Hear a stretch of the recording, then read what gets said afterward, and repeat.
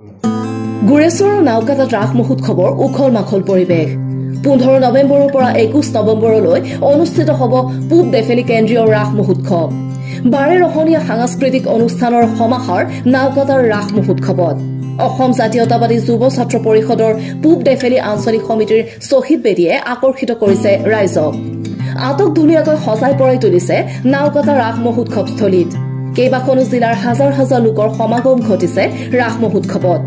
প্ৰতিদিনে নানান সাংস্কৃতিক অনুষ্ঠানৰ আয়োজন কৰা বুলি জানিব দিছে উদযাপন সমিতিয়ে ৰাস মহোৎসৱ উপলক্ষে আমন্ত্ৰণ জনোৱা হৈছে অসমৰ আগশাৰীৰ ভ্ৰাম্যমান থিয়েটাৰ কোহিনুৰ 20 আৰু 21 তাৰিখে কোহিনুৰ থিয়েটাৰে নাট প্ৰদৰ্শন কৰিব ৰাস মহোৎসৱ উদযাপন সমিতিৰ জৰিয়তে অনুষ্ঠিত হোৱা এইবাৰ ৰাস মহোৎসৱটি উলহ মালহেৰে উদযাপন কৰিবৰ কাৰণে চেষ্টা কৰা হৈছে ইতিমধ্যে 15 নৱেম্বৰ তাৰিখে মূল আমন্ত্ৰণ উদযাপন কৰে আমাৰ সন্মানীয় অৱসৰপ্ৰাপ্ত প্ৰধান শিক্ষক শেখ পুতাল বিতল চাহে তাৰপিছত দ্বিতীয় দিনৰ কাৰ্যসূচী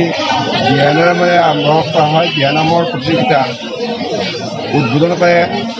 আমাৰ নাওকাটা উচ্চতৰ মাধ্যমিক বিদ্যালয়ৰ অৱসৰপ্ৰাপ্ত শিক্ষক মানস পৰিতাৰিবে তাৰপিছত সন্ধিয়া ছুপাৰষ্টাৰ প্ৰতিযোগিতা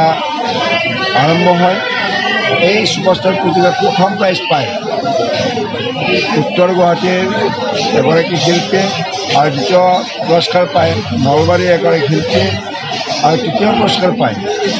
টিহুৰ এগৰাকী শিল্পীয়ে এনেদৰে আমাৰ এই মহোৎসৱটি খুব জাক জমকতাৰে উদযাপিত কৰা হৈছে আৰু আহি আজি আমাৰ চতুৰ্থ দিন আজি বিশেষকৈ এটি নামৰ দল অসম বিখ্যাত নামৰ দল ভনীমা বৰুৱাই আৰম্ভ কৰে আৰু এই নামৰ দলটি উদ্বোধন কৰে আমাৰ বিটেৰৰ মনতৰী এমচেলে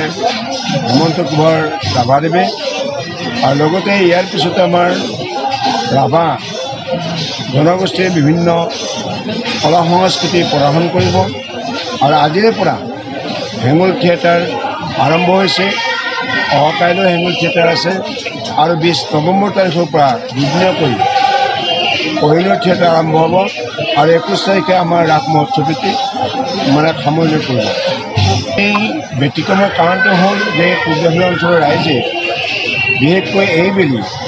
যাতে ৰাস মহোৎসৱটি অধিক কালাৰফুল হয় তাৰ কাৰণে বিশেষকৈ মূৰ্তি বা আমাৰ লাইটৰ ব্যৱস্থা এইটো এটা ভাল কৰিবৰ কাৰণে পৰামৰ্শ দিছিল আৰু সেয়েহে এইবাৰ বিশেষকৈ মৃন্ময় মূৰ্তি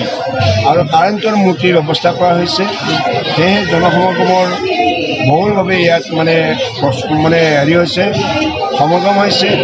আৰু লগতে উৎফুল্লিত হৈছে এইকাৰণে যে আমাৰ যিটো কাৰেণ্টৰ মূৰ্তি আৰু যিটো আমাৰ মৃন্ময় মূৰ্তি আৰু লগতে ইয়াত যিটো পোহৰৰ যিটো ব্যৱস্থা জাক জমকতা সেইটো খুবেই সুন্দৰ হৈছে ৰাইজে ভাল পাইছে আৰু সেইকাৰণে মানুহৰ জনসমাগম এইবাৰ বৃদ্ধি পাইছে desk report news express Assam.